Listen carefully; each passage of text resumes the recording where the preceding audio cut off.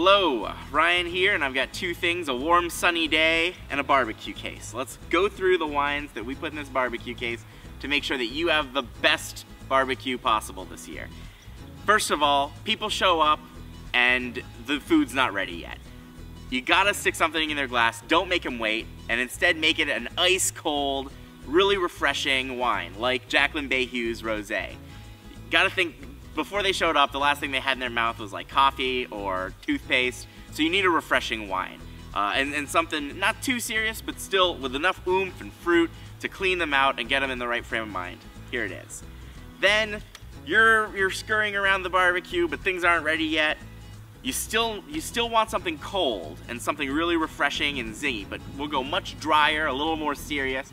Randy's Rachis Sauvignon Blanc. It's a real treat and kind of a perfect transition into some of these bigger, badder wines. Now, at some point, the meat's gonna be ready. You're gonna have smoke, you're gonna have flavors, you're gonna have spice.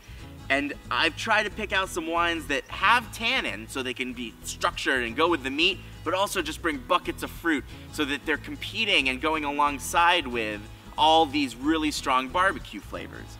We've got a straight cab from Australia, Jen Pfeiffer's Rebel Cab. That's gonna be, again, that's got the structure of a cab, but also just fun to drink. A Malbec from South America, so you're gonna have, again, a little bit of structure, but a lot of fruit.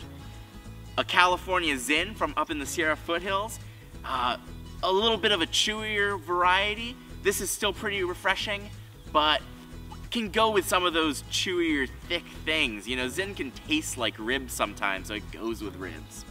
And then my Pinot, which is probably the wimp in the gang, but still has a lot of depth and sits somewhere in between those refreshing wines and the big food wines. At some point, you're gonna find out somebody invited a vegetarian. It's not my fault. So with the salad, or with some of the fruit or high acidity foods, maybe keep a little high acidity white in the fridge, surprise them. The Dos Mujeres from Macario Montoya, a serious wine, Mediterranean varieties that you've never heard of, like Blanc, and I shouldn't even bother trying to pronounce them. You're gonna like it. And it can go with some of those higher acidity foods that would denature some of the red wines. And presumably there's some cheese or some dessert or something sweet toward the end.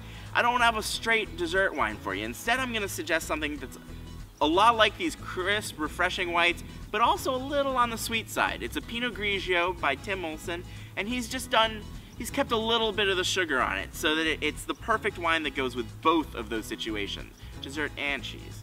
And so that's a case that's gonna have a lot of variety in it. Things can go wrong, you have backup plans, and if anything does go seriously wrong, blame me and open another bottle.